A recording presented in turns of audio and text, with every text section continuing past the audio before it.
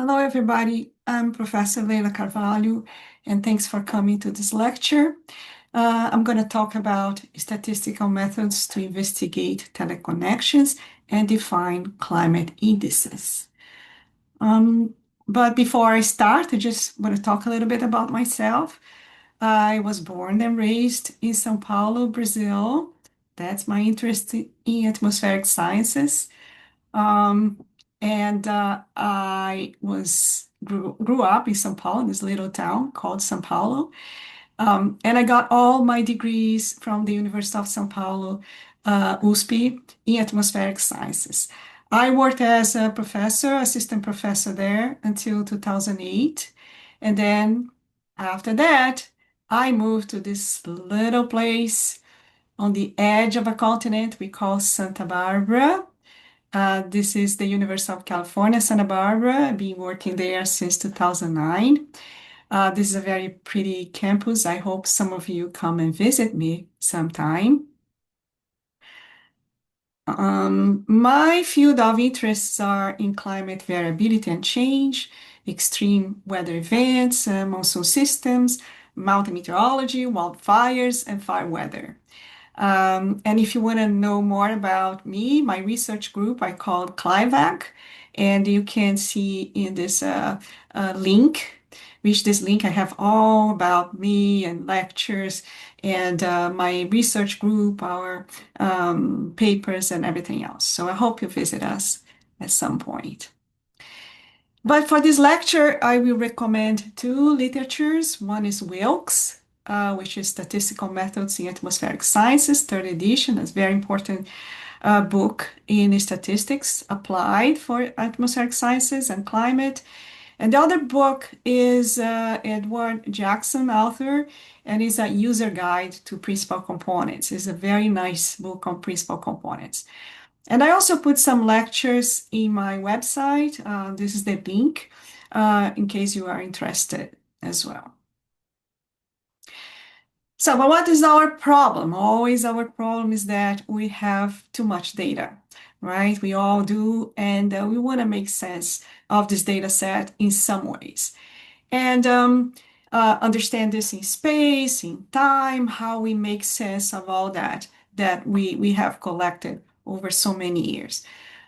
And but today in particular, we are interested in teleconnections. That's the topic of this webinars. And I know you have taken classes before, so Tercio covered part of what is teleconnection, but just in a simple way, teleconnections are long distance links between weather patterns at different parts of the world. So what it doesn't mean is that if you change one region, the climate in one region, we affect conditions thousands of miles away. One most common teleconnection pattern is the El Niño Southern Oscillation, which can influence rainfall and temperatures very far away as North America, Africa, Antarctica, many other places.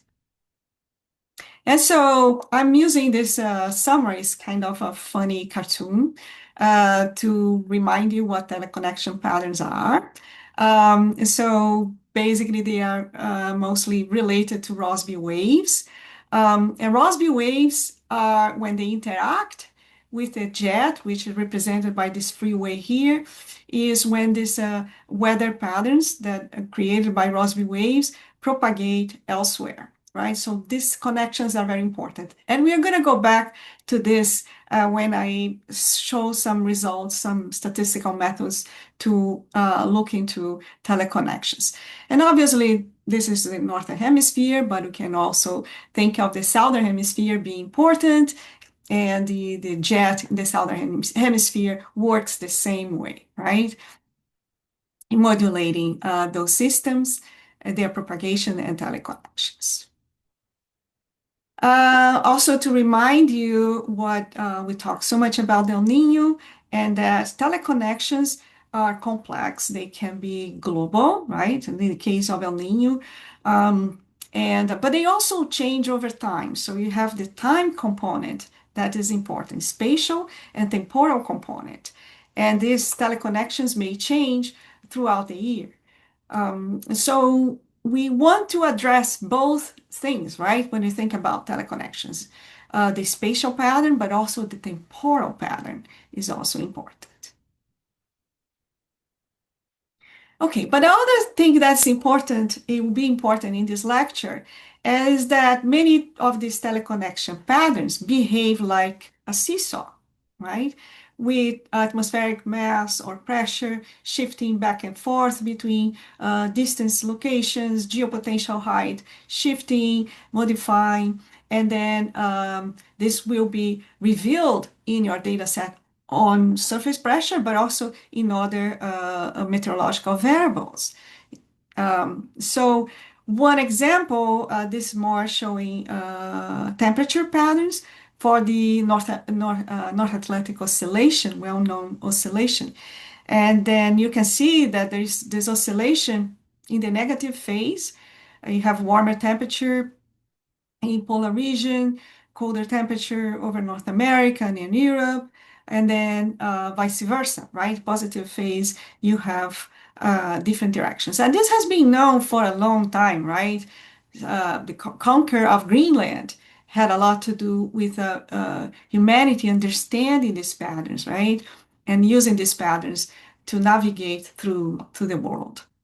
Um, and the southern oscillation is also one very important seesaw pattern that's revealed through pressure. And when we have the positive, I'm going to talk again about this, but just to introduce, when we have a positive higher pressure over Tahiti, lower pressure over Darwin, we call positive SOI. This is La Nina. And when we have the opposite, right? We have a more positive pressure over Darwin and less negative anomalies over Tahiti. Then we have the negative SOI we call El Nino, right? So another example of seesaws. But then now the motivation is gone. Let's talk about the objectives of this lecture. So this lecture intends to introduce simple methods to investigate teleconnections based on correlations. That's the first method I'm going to discuss. The second method I will talk a little bit about is principal component analysis to find those teleconnection patterns. And then I will brush into other possible statistical approaches useful to identify climatic patterns and oscillations. Okay. So how do I start investigating teleconnection patterns if all I have are observations from stations, right? That's our first point in this lecture. So I will start by discussing the very simple method of correlation, which was how the SOI was born, basically. So suppose you have a monthly time series of sea level pressure at a given station. Let's say this is Darwin. And you wanted to know whether there is a seesaw or a teleconnection between pressure at this location and pressure elsewhere on Earth. And then you can calculate correlation between that pressure at that station and all other locations. That's how you will start this problem. Because nearby grid points tend to be closely correlated, so positively correlated, right? Correlation typically decreases away from the region where you start, right? And so teleconnection patterns, if they exist with this point that you are trying to define teleconnections, they will exist if you find evidence or you observe statistically significant negative correlations away from that point, right? And I'll show you some examples so you understand what I'm talking about a little more. So again, let's say you have S1 is your a time series of monthly pressure anomalies in Darwin, okay? So you have this station data. And you have station data data elsewhere in other locations, from buoys, from ships, from weather stations. And then you can calculate and interpolate, of course, we don't have everywhere. You can calculate correlations away from that region, right? So close to that point where you start calculating correlations, obviously, because of spatial covariance, spatial correlation, you should find positive correlations, right? As you move away, this will decrease, return to zero. But then, if there is a teleconnection pattern with that point, then correlation will become negative instead of zero, right? You are far from that, and then you start seeing negative correlation emerging at some point, right? And so this is how the SOY was found, basically, right? And then it was found early in the 20th century, right? Um, and basically, just to remind you what correlation is, this is the formula for correlation. And this is basically your observation, could be monthly observation minus the average monthly observation, and then in two locations, right? X could be Darwin, Y could be Tahiti, or whatever we are calculating, all grid points in here. And in the denominator, you have the standard deviation. So because you are dividing by the standard deviation, correlations vary from -1 to +1, right? Cool, right? Now that you know there's a teleconnection, you can create your own index, right? You found these 2 points as being highly anti-correlated, they are far apart, then you could come up with an index, right? You're a happy baby. And the index I just summarize here. You can find this in this website, climate.gov. And basically, it is sea level pressure standardized in Tahiti minus in Darwin, divided by standard deviation. And the standard deviation is calculated as this actual sea level pressure minus the mean sea level pressure square divided by the number of months. And then you can, in the end, calculate your index that's shown here. When you have a positive, as I mentioned before, you have the La Nina, right? And then when you have a negative, you have El Nino years, okay? So this is how SOI started. And when you look at the index, okay, so based on what you found, you create this index. This is how the index vary throughout the years. And you can see in blue years with La Nina, and in red, when SOI is negative, you have El Nino years and all the oscillations in between.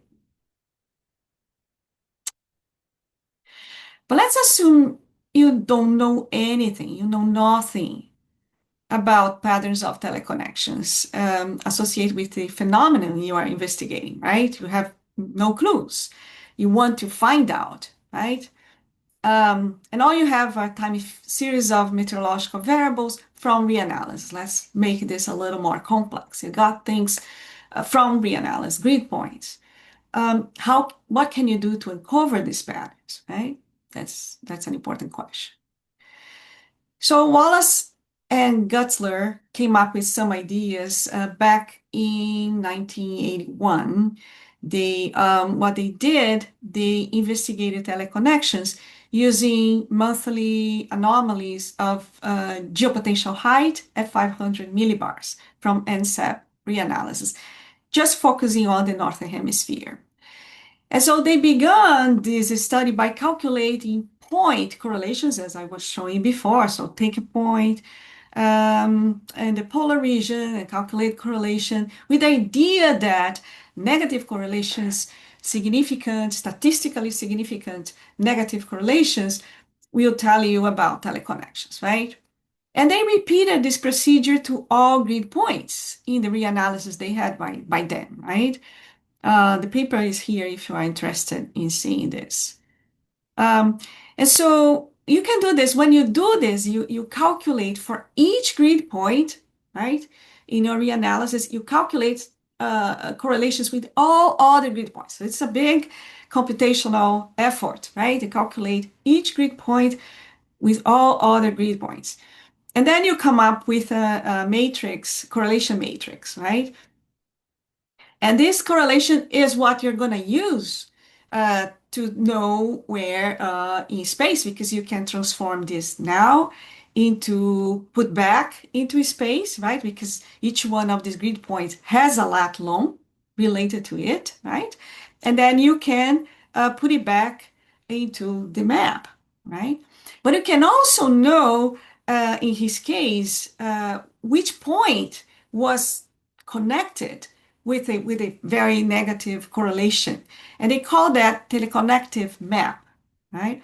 I'll show you how this means. And what they were interested was in the minimum of all correlations for all grid points, in other words, right? If you find two minimums in the same grid point, let's say you're calculating, and then, well, let's say grid point, neighbor grid point is negatively correlated with Tahiti, just to give a name.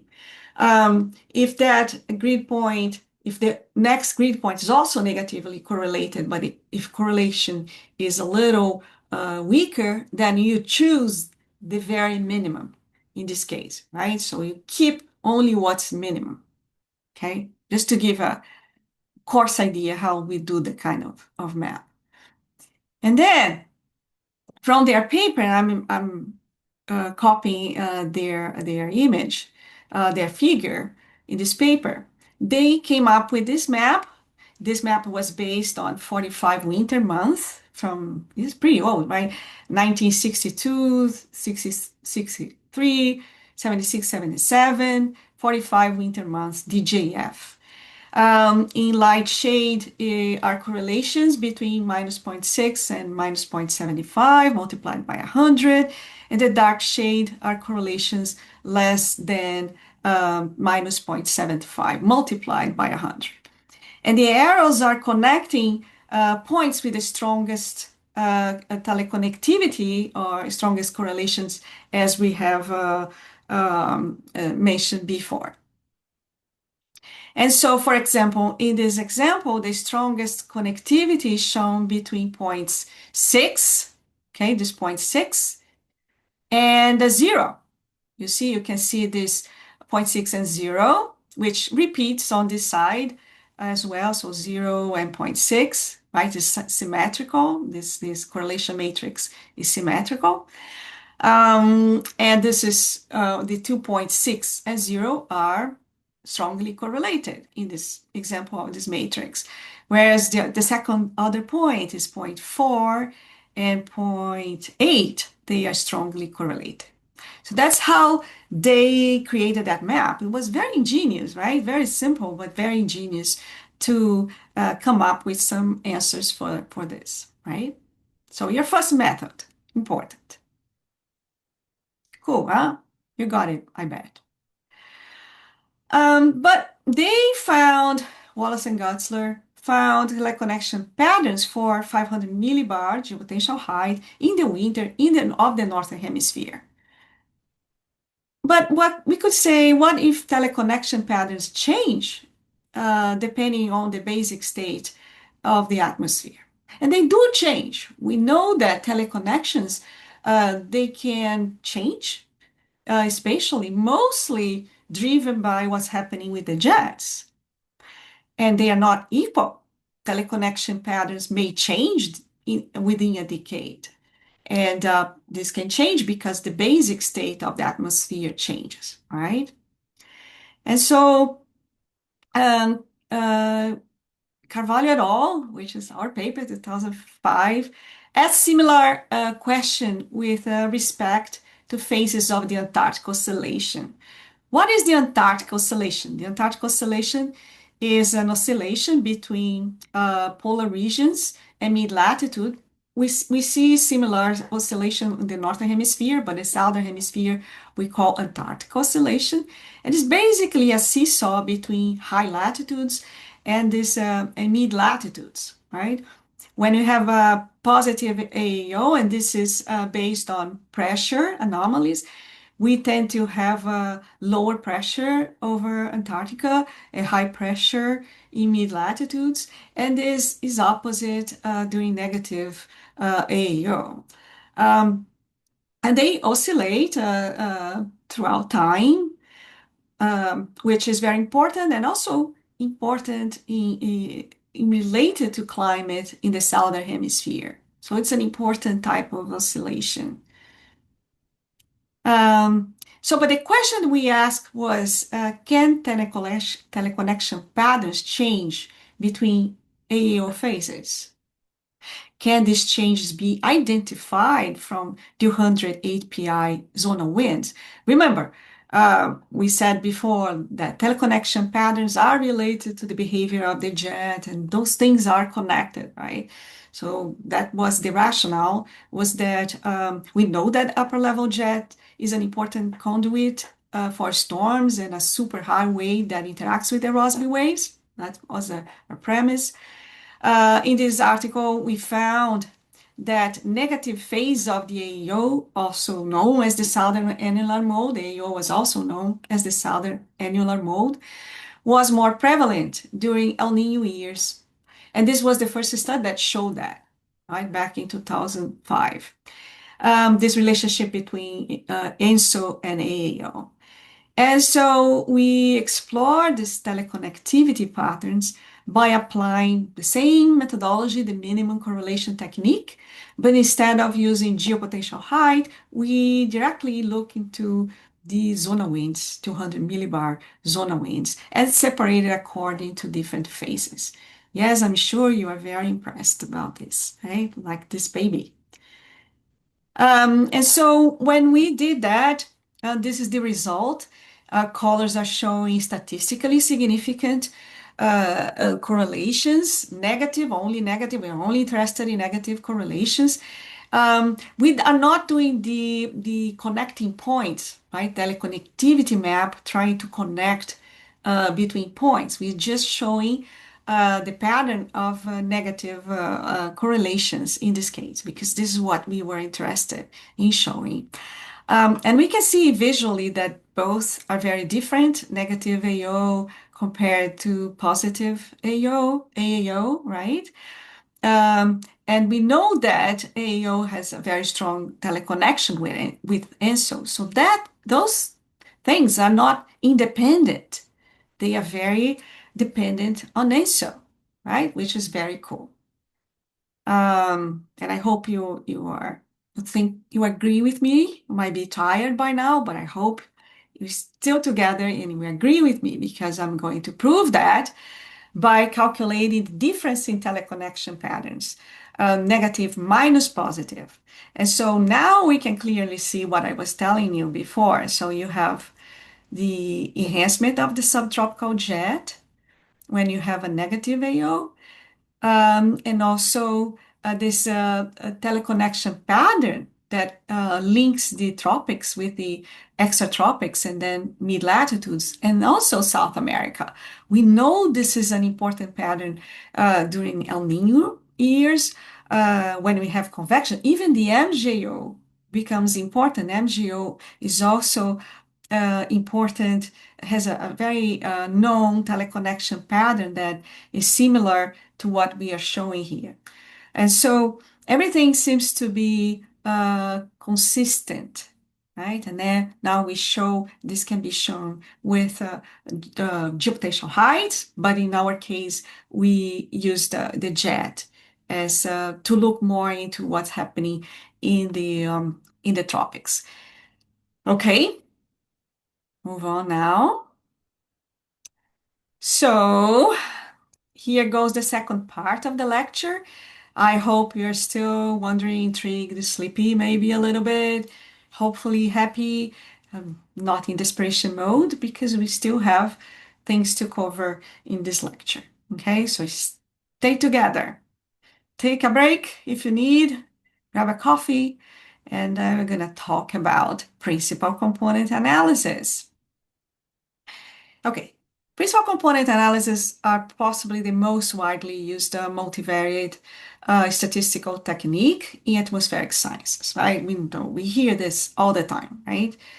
And the technique became popular to analyze atmospheric data following the paper by Lawrence, 1956, who called the technique empirical orthogonal function analysis.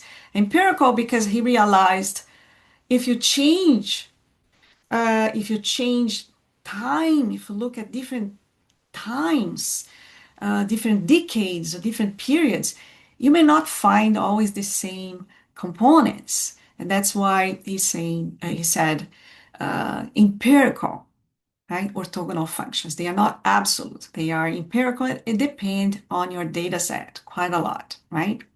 But both names are commonly used and refer to the same set of procedures. So learn one, you understand the other one. Sometimes the method is referred to factor analysis, but factor analysis is similar but not the same thing. Okay, so let's talk about principal component.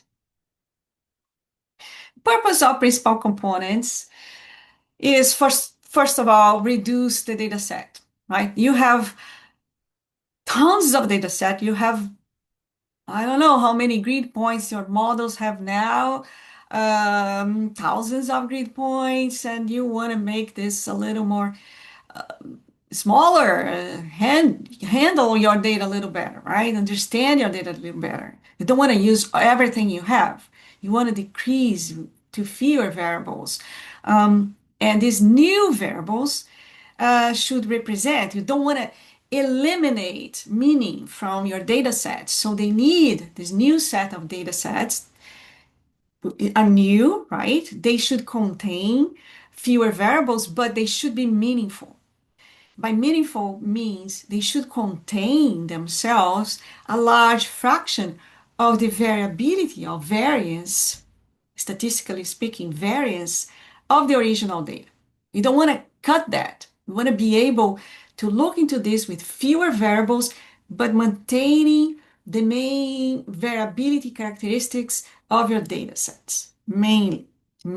Okay, principle. Another desired objective is to find the main patterns of variability inherent in your data set. So one thing is connected to the other. I want to simplify, but I want to be able to understand the main patterns. I could have thousands of patterns, but I want to retain the most important. Some are known, others are unknown. Okay, and this is what we want. And in this context, this is useful in understanding teleconnections. So essentially, you can think of a trash can, right? You use you put all your stuff in trash. You don't select your stuff. You have everything in trash, but you want to reorganize the stuff. Put in your trash things that are more relevant, maybe elements that are recycling, separate your recyclable items from non-recyclable. And so those kind of things is what we plan to do with this methodology. We want to regroup this data set in a way that they are connected, they have some similarities, or they behave the same way. Okay, that's what we want to do. But I want to explain this with a very silly, simple example. If you understand the simple example, that's a great step in understanding the most complex examples, right? So I will start with this.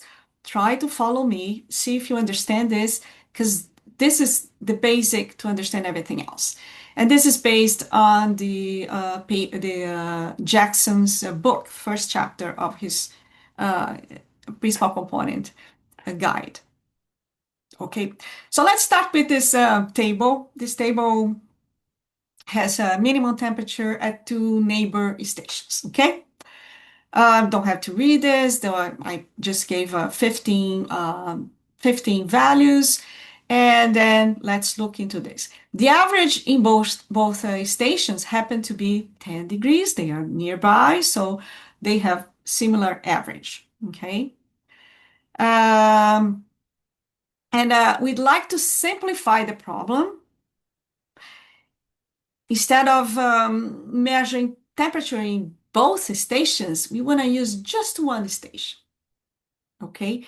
We want to use or just one station or just one information, not just one station.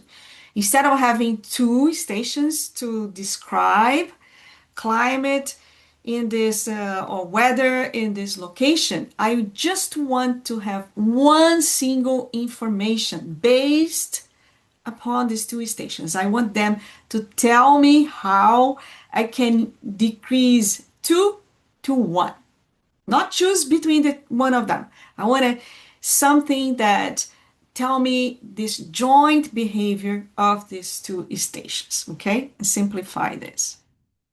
And I also want to use this maybe to interpolate missing cases, missing data, etc. First thing first, let's plot these two data sets, right? Well, that's why it's a silly problem. You can see they are very well correlated, right? Can you see that? Right? They grow the same direction. They seem to be very well correlated. This might not be the case for other cases, but this silly case, they are well correlated. But then let's start understanding this relationship. Let's see a regression coefficient, calculate a regression coefficient. And we know that they are not the same. If I change, say, station one with station two, I replace them, the equation is not the same.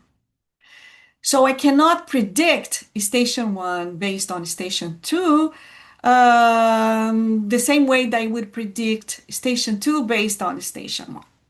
So I still need the two equations, right? So I'm going to use principal component analysis to reduce this to one single element, one single information, one single line, one single vector, okay? So we'd like to obtain a single prediction equation that could be used in either direction. In this case, reducing data set. We don't want to use the regression, right? Because there are theoretical consequences in doing this, right? Because we would still need the two equations. So the line that I'm talking about we call orthogonal regression line, okay, which minimizes the deviations perpendicular to the line itself. It's not the same as you do minimum squares, right? When we calculate coefficients using regression, it's not the same idea. We're going to minimize the variance, the deviation relative to the line, but perpendicular, the distance perpendicular to the line itself. Okay, but then this is a problem of finding eigenvectors and eigenvalues.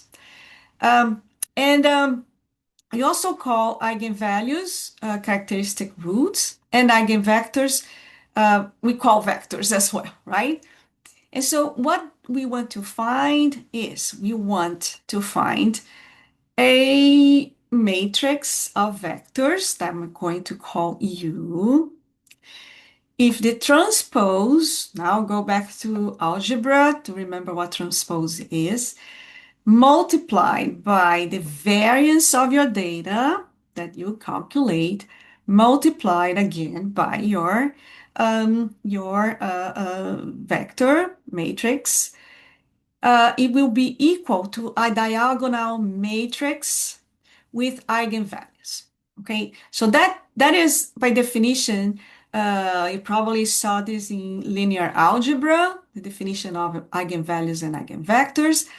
And then we want to find this matrix of eigenvectors. This is what we are looking for, okay?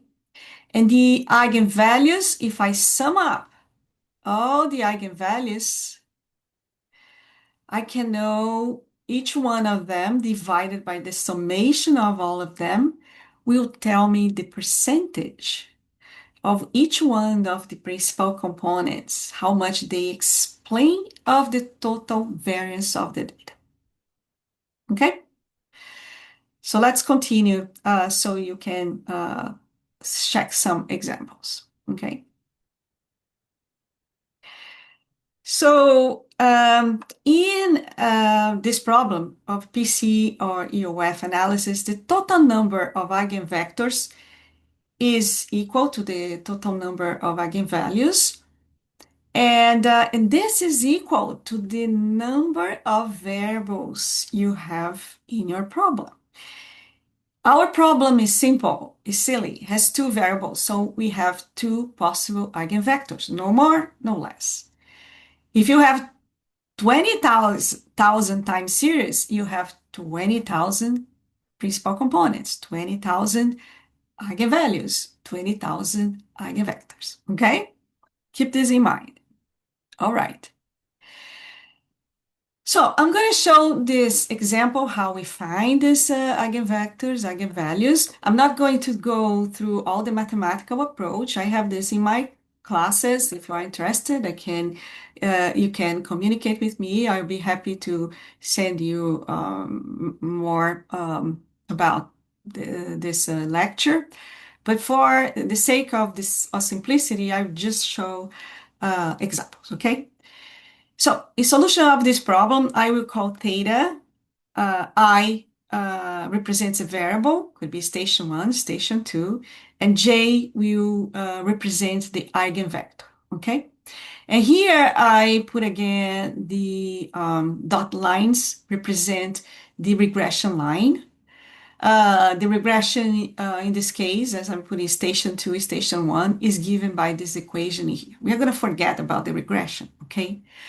The lines in here are important. They are the average. The average is 10. Remember, average 10 for both data sets, right?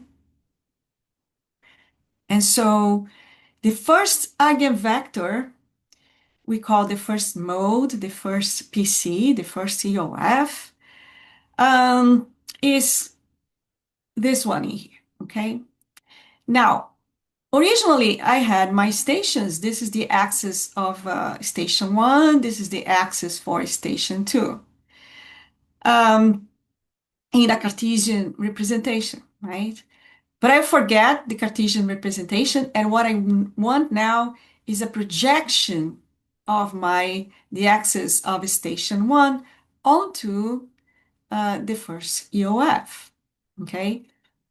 So if we agree, let's put this axis of station 1 now back to the average. So that's like, imagine that I'm moving the axis towards this line here. And the projection will be given by the cosine of this angle here. This angle here happened to be 43.65 degrees, right? This is for station 1. I can repeat this for station 2. Imagine I do the same. I take station 2 and move station 2 axis to this position around the average, right? That's why we need an average to calculate the average. And then I will see the angle between U1 and the station 2. And this happened to be 46.35. Now, the cosine of this angle here is exactly the first element of my eigenvector cosine. I'm going to show this later again. Whereas the cosine of this other angle here is the second element of my eigenvector 2, 1, right? But all relative to the two elements of my eigenvector 1 is given by this, okay? Those are the two elements, and they are projections of the two variables. They are driven, calculated based on the projection of station 1 and station 2 data sets onto this eigenvector, okay? Together. Now, We have a second EOF because this, by definition, you have to find two PCs. You have two data sets, two PCs, and this needs to be perpendicular. It is perpendicular to the first EOF, right? But again, um, I want to calculate the angles between, again, between the data sets, the original data, and PC2. And in this case, regarding station one, notice that I have this big angle here is larger than, greater than zero, than 90, um, uh, which is the projection onto uh, the second EOF. The station two, again, that's the projection. So same story. Instead of calculating that we did, we calculate for U1, we calculate for U2. And both U1 and U2 are perpendicular. So again, if I calculate the cosines of these two angles, I get the two elements of my vector of my second EOF. Those are the two elements of this second EOF, okay? My matrix. So in other words, the characteristic vectors make up the EOF matrix. So those are the two that define, right, U1 and U2. And U is combination, right, of both. And those are the cosines of the angles that we just observed in the previous figure. And in linear algebra, we know that these operations are valid. You can prove that. That when you have this, so again, this is the just to show the where this came from, right? These numbers came from the cosines we calculated before. So those are the numbers we have in here. And this orthogonality is guaranteed. You can show that in your at home. You can try and prove this is true, right? Try, this is fun. By prime, I mean transpose, right? Transpose. And then you can prove what I'm saying here is true and valid.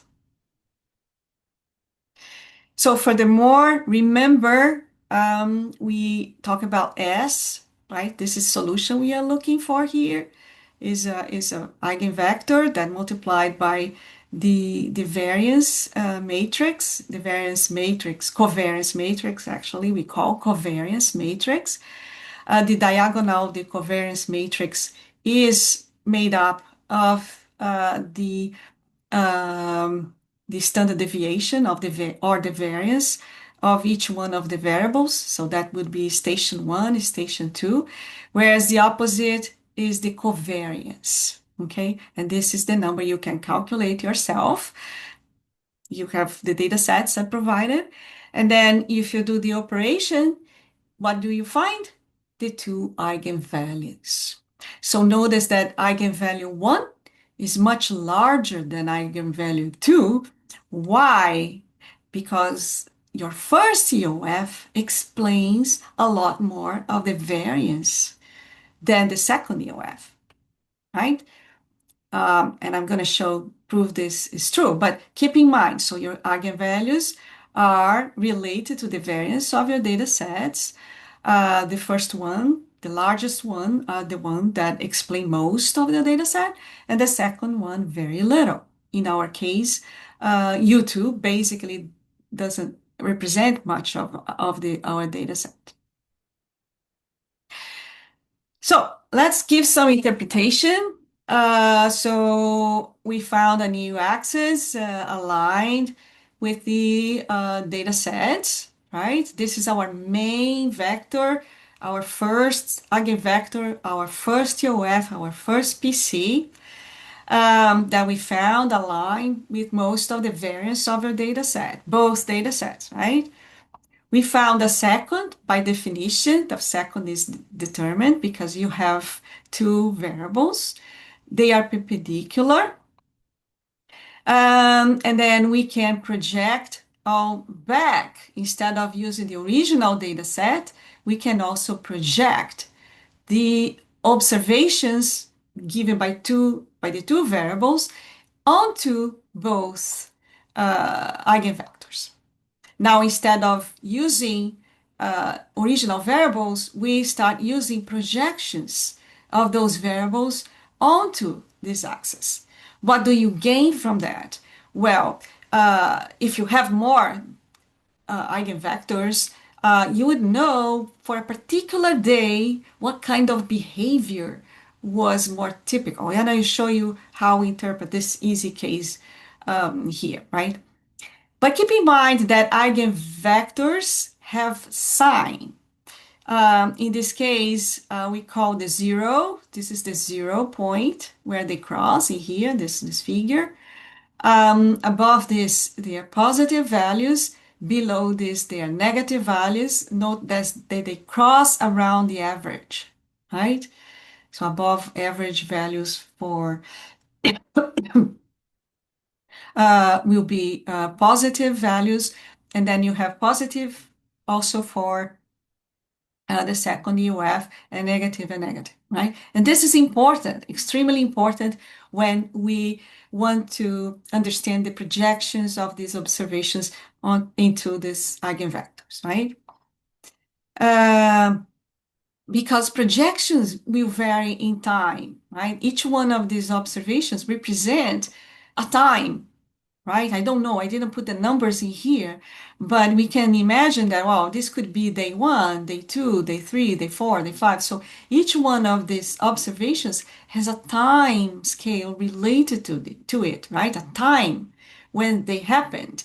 And so when we project those points onto these vectors, that projection, that value, is then our time coefficient. We can use this as an index. And how we calculate this projection is actually doing this operation in here that calculates z based on the transpose of u that we calculated before, multiplied by the value minus the average, right? So we calculate an average. Average is important just to centralize things, right? And then we calculate the projection after this, okay? So let's have some interpretation. We have these two eigenvectors and our observations. Let's see what happened with this particular day. What happened in this particular day? Well, the projection into the UF1, right, which is basically I find by connecting a perpendicular line from the point towards the axis, and then the arrow is showing where they are connected. And this is an arbitrary number I took from the table, right? So this is 2.27. It's positive, right? And relatively large. Now, what's the projection in the second EOF? So that's the projection, the z-score, the time coefficient in the first EOF. So I have two time coefficients, by the way, right? One for the first EOF and one for the second EOF. So for the first EOF, it's telling me, okay, this is large, this is positive. EOF1 is probably explaining this data set a little better. When I look into the projection on the second EOF, right? So is this point projected on the second EOF, which is this EOF in here, right? This is the line with connected, the perpendicular line connecting the second EOF. See, there's very little projection over here, right? Very little projection into this from this point to this point, and also negative, right? -9. Why negative? Because UF2 This is 0, this is negative EOF2.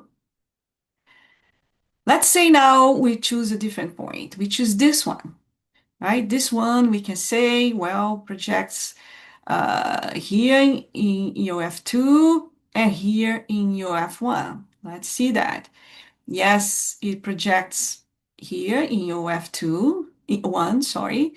If you take the perpendicular, we'll give in here, and then the EOF2.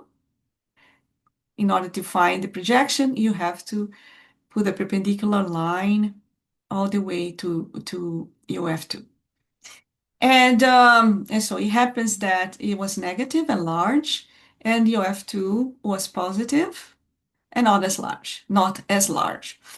So in other words, that particular day, this day here, was more of what we should expect from this station, right? From these two stations. We know that they tend to behave similarly. They tend to be correlated, well correlated, let's say. So when one temperature increases, the other one will increase as well.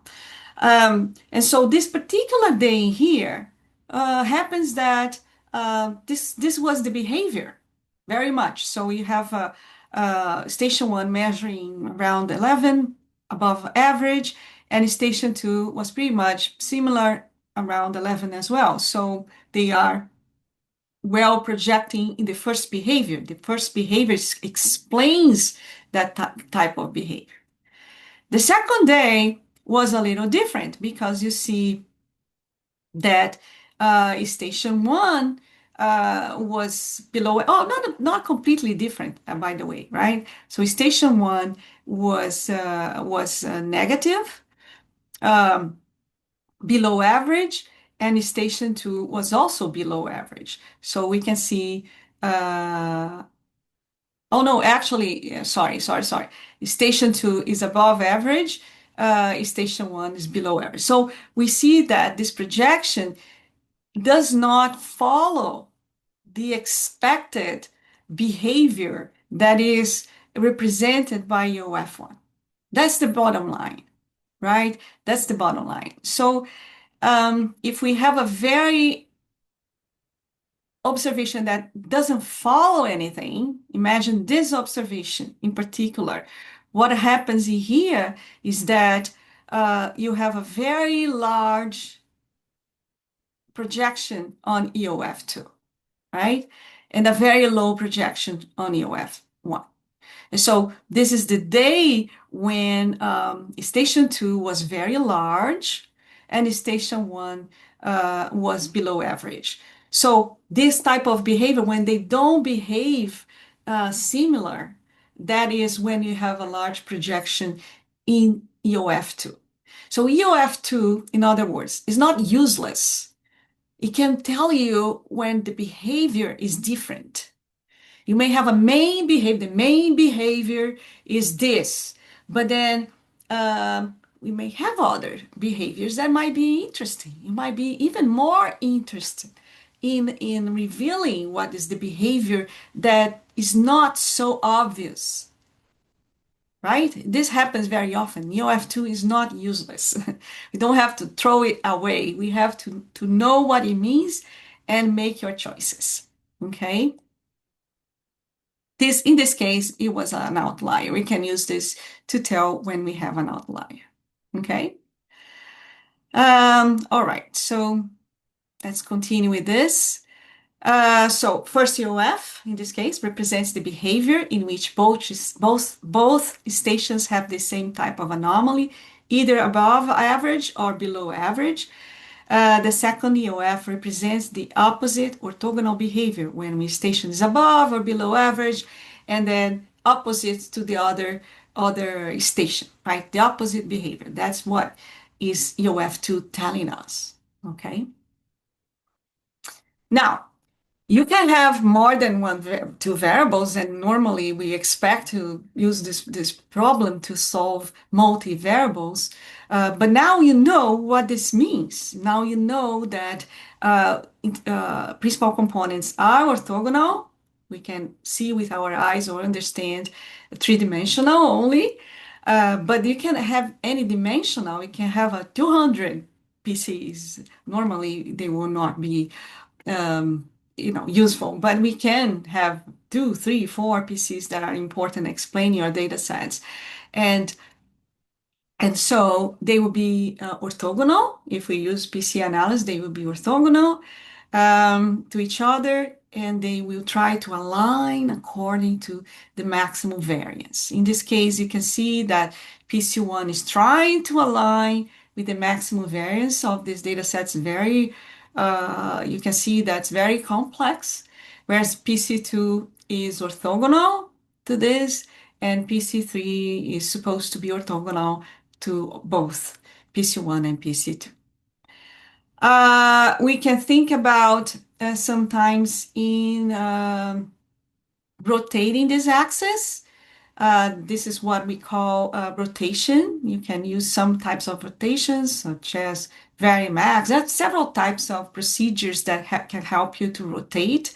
A rotation is just to help you to make the first two, three PCs being more aligned with the maximum variance. Because you can imagine if you have too many possibilities, because this method requires that all PCs are orthogonal, you may not have PCs that are very aligned with the maximum variance because you have to distribute somehow variance among those PCs.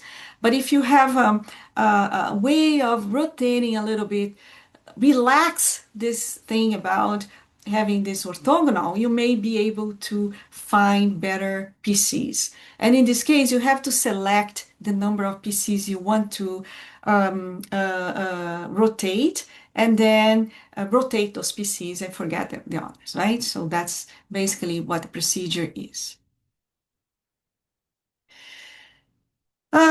We can have principal components for several grid points and one variable. This is a common way of calculating some indices.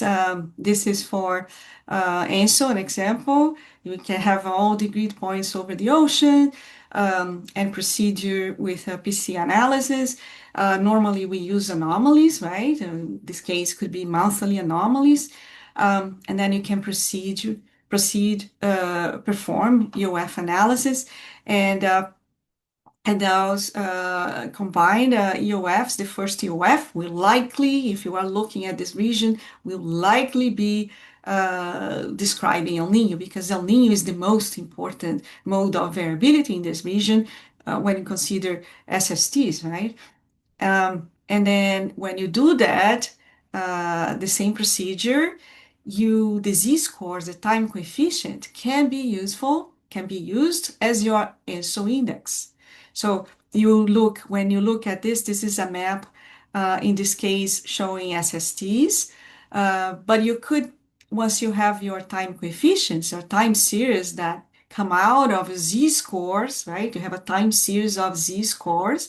You can use that. You can correlate this time series of z-scores, which is a time series, with all the grid points you have, and then you have a map of correlations between your z-score and your original variable.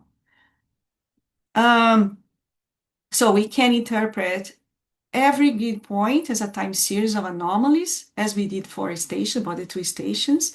In the same way, we need to calculate covariance. The first step is to calculate covariance or correlations matrix, right? Normally the correlation matrix, and solve the eigenvector eigenvalue problem. That's essentially what we need, right? And then we select the first components and interpret them, right? The cosines that we calculated before are also known as loadings and can be plotted every grid point. It's one way we could do that. And they can also be expressed as correlation between the time coefficient and the variables, as I was explaining before. These maps with loadings indicate how each grid point is related to each other. And you can also use some procedures to represent this as in other ways, right? So I recommend that you check the lecture. It's too much to talk here, but there are other ways they can represent. I just gave some ideas how this can be represented spatially. And so the time coefficient is the index we are looking for. So we can do this with any data set you have. First of all, calculate anomalies, make sense of your anomalies, right? Make sure you're calculating them correctly, and then you can apply UF analysis, PC analysis to this data set. So this is some examples.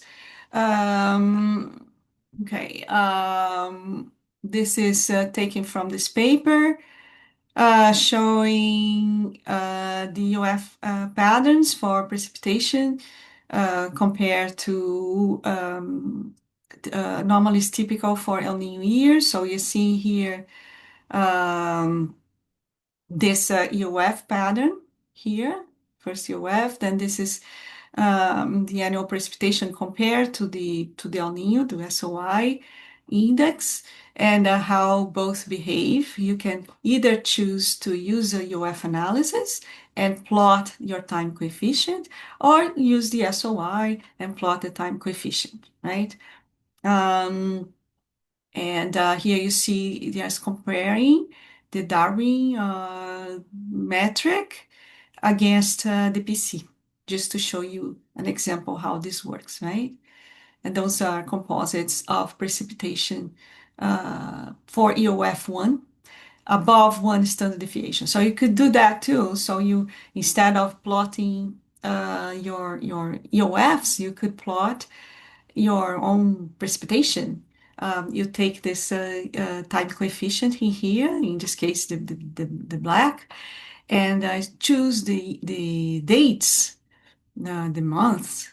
I believe this is monthly, oh no, annual precipitation, and you choose the annual precipitation that is above one standard deviation. I guess the when it's below one standard deviation, and then, or you could take the cases when your time coefficient is above one standard deviation, do a composite of precipitation anomalies and repeat this composite when it's below one standard deviation, negative one standard deviation, do your composites. So that's how we find out what your EOF mean, right? Means your EOFs mean, right? That's some ways. You can also apply this to multiple variables. It can be calculated for one or more variables. In this case, we say combine the OF. This is the same idea, but instead of using one single variable, you can use more multi-variables. It's a multidimensional problem. And this procedure may require lots of memory. And so here is an example of this large-scale index for the South American monsoon. We want an index to represent the monsoon. So we combined several variables like circulation, precipitation, moisture, temperature, and performed a combined UF analysis.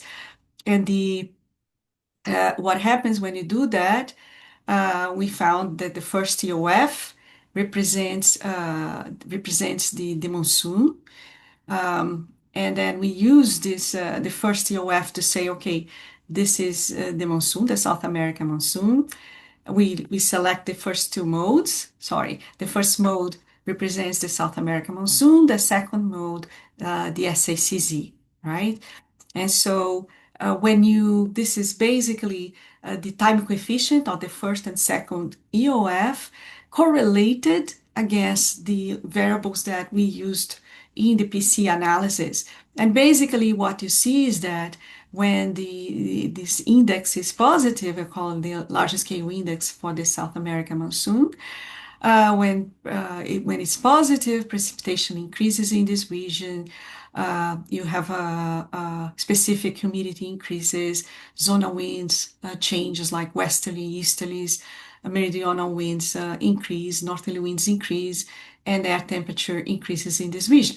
So all these five correlations are just demonstrating that the first EOF captures the main features of the monsoon, and then I can use the time coefficient of this EOF to characterize my monsoon. My monsoon, no, the South American monsoon. I don't have monsoons. Um, the second EOF is the representative of the South Atlantic Convergence Zone. And why do I know that? Because it's well correlated with precipitation over the ocean, negatively correlated with precipitation in subtropics. Specific humidity also changes signal. The zonal winds is consistent, all consistent with what we would expect it if you have the South Atlantic Convergence Zone. And so this is demonstrating, well, my second index time coefficient can be useful to tell me about the behavior of the SACZ. And I separate both modes using a combined EOF analysis. This is the time coefficient. When we see in black the first EOF, I just capture a few years so you could see what we call Lisan, and the second index is the SACZ. I use this to characterize the onset, the duration, the demise of the monsoon, and define, when the index goes above zero, is the onset, this is the peak of the monsoon, this is the end of the monsoon. So start playing with this kind of results and making sense in the problem that I have, right? So that's your research, that's your problem, right? This is a methodology, this is the problem, right? And you can see the second EOF, the SACZ, is very different, right? Very transient, as you would expect. The monsoon is more well behaved year to year, whereas the second EOF is more transient, which explains why they are orthogonal, right? They are orthogonal. And then I could calculate the average onset, demise, and so on. This was the research we did, right? There are other issues with PCA. As I said, you can rotate them. You should interpret only EOFs that are statistically independent from each other. And then we need statistical tests. I recommend you to look into North et al. This is the most accepted statistical test for orthogonal EOF analysis, PC analysis. So delve into this, find out about this test. And I hope you're feeling good because I'm almost there. I know you're getting to this mode, desperation mode. I wish you were still happy, but I realized that you maybe not. Um, but I want to talk about one last way of looking into these modes, which is singular value decomposition. This is a very powerful tool used to analyze and understand complex data sets, same idea. Same idea, you can deconstruct. You have this massive data set, you can make it simpler, digestible, meaningful for you, right? Same idea is fundamentally a matrix factorization technique, very similar to what is similar in terms of a concept. And so if you have a matrix, in this case, A representing your data, say rows are different location, grid points, columns, different points in time. And then the SVD will be breaking this data into, will decompose this data set into this equation here. I'm going to explain what this terms mean. So let's say we are looking at sea surface temperature again. And so your matrix A could be every grid point representing monthly sea surface temperature over several decades, right? We're looking at big reanalysis. So U represents the spatial patterns. Again, there's a set of orthogonal spatial patterns, also called left singular vector, similar idea with PC. And this interpreted as modes, like PCs are interpreted as modes. In the SST example, the first column might represent, say, the first EOF could be, okay, your ENSO mode. The second EOF, the second SVD could be your ENSO mode, the first. The second SVD could be PDO, and so on and so forth, right? So that's again the same idea, but a different methodology exists. Sigma represents the magnitude of the patterns. It indicates the importance of strength of its correspondent. And then this is equivalent to our eigenvalues, okay? And so this will be indicated. We had our eigenvalues to tell us, oh, which one is the most important. Sigma will tell us a similar story. And the VT is the temporal evolution. So the time coefficient we can think, right? And they are orthogonal temporal patterns, similar to what we did before. Remember, we had Z1, Z2, they are orthogonal patterns as well. And they are associated with your spatial patterns, right? Very similar idea. Um I just want to show and this presentation showing one application. I didn't delve too much into this. I just want to present this as an alternative for calculating modes. So singular value decomposition was applied in this paper in Bombardier et al. 2013, and he was trying to define the use SVD as an index to find an index to define the South Atlantic dipole. The South Atlantic dipole is represented by, is a combination, is a coupled mode between the atmosphere and the ocean.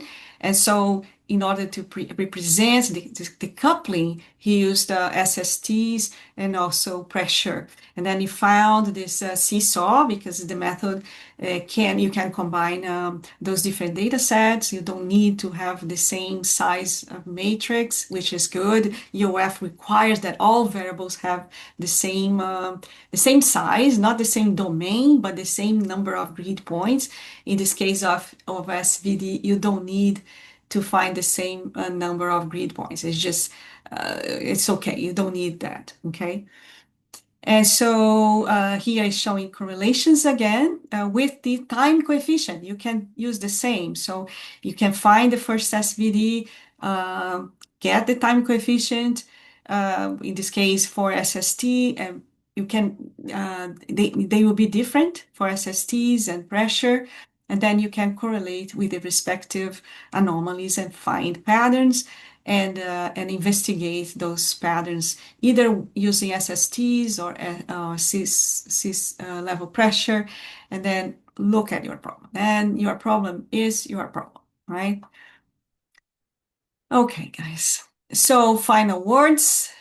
We discussed the basic theories about some of the most common statistical methods to identify direct connection patterns.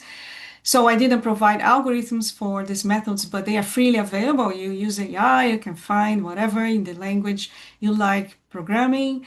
But the main point is that you need to understand and interpret what you're doing and do the right choice. Choose what is uh, more practical, we give you better answers, and be able to um, to understand what you're doing in the first place and interpret what you are doing.